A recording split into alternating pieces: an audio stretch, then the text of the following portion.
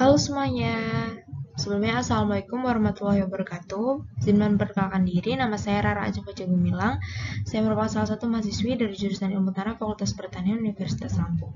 Nah, di video kali ini saya akan membahas mengenai perkembangan sepak bola Indonesia di era pelatihnya itu Sintayong. Seperti yang kita tahu, sepak bola ini merupakan olahraga yang sangat digemari oleh warga Indonesia. Kemudian sekarang ini perkembangan sepak bola Indonesia itu bisa dibilang cukup meningkat dengan adanya prestasi-prestasi.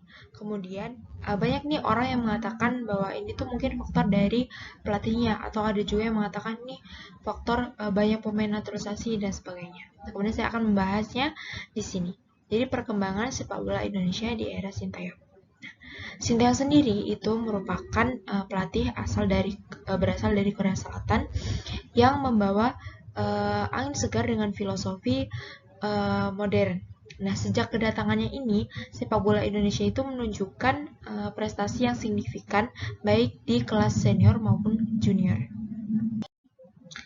Berikut adalah profil dari Sintayong dan kontribusinya terhadap timnas Indonesia.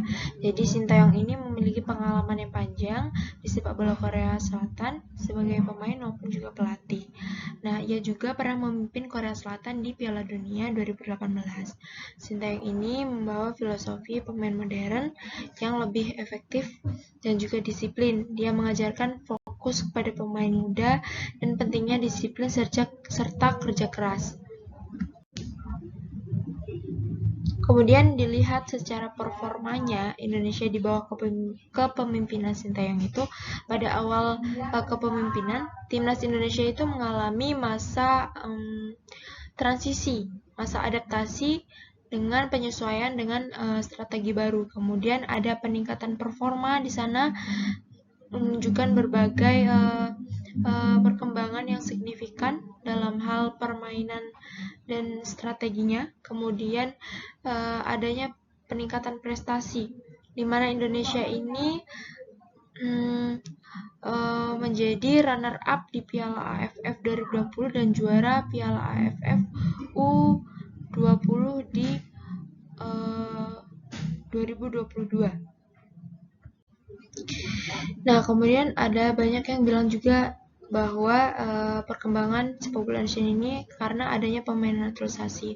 Memang benar, ada keuntungan dari pemain-pemain naturalisasi itu, dia dapat meningkatkan kualitas dan juga kedalaman dari skuad timnas Indonesia. Tapi ada juga tantangannya, yaitu integrasi pemain naturalisasi itu ke dalam tim bisa menjadi tantangan karena perlu adaptasi dalam komunikasinya, dalam penyampaiannya, sehingga mereka harus mengerti dalam waktu yang cukup lama.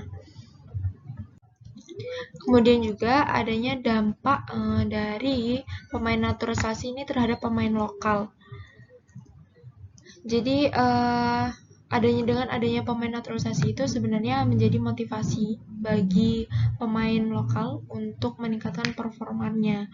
Kemudian ada kompetisi di sana antara pemain naturalisasi dengan pemain lokal, mendorong pemain lokal itu untuk terus berkembang dan meningkatkan prestasinya. Kemudian ada peningkatan kualitas. Nah, itu tadi, jadi adanya peningkatan kualitas, pemain lokal ini dapat belajar dengan pemain naturalisasi, kemudian dalam kemampuan bermainnya dan meningkatkan kualitas dalam permainannya. Selanjutnya membahas prospek dan harapan sepak bola Indonesia untuk kedepannya itu.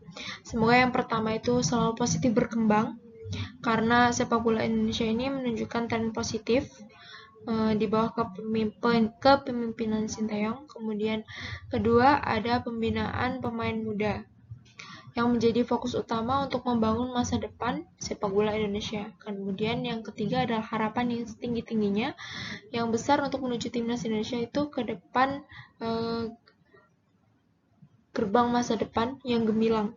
Seperti yang kita tahu nih sekarang, bahwa pemain timnas U17 pun sudah masuk ke dalam kualifikasi Piala Dunia. Kemudian timnas senior juga sedang melakukan kualifikasi untuk menuju ke Piala Dunia. Dan semoga perkembangan sepak bola Indonesia ini terus berkembang dan kualitasnya semakin meningkat. Demikian presentasi dari saya tentang perkembangan sepak bola di Indonesia sekarang ini. Apabila ada kesalahan saya mohon maaf. Saya akhiri. Wassalamualaikum warahmatullahi wabarakatuh.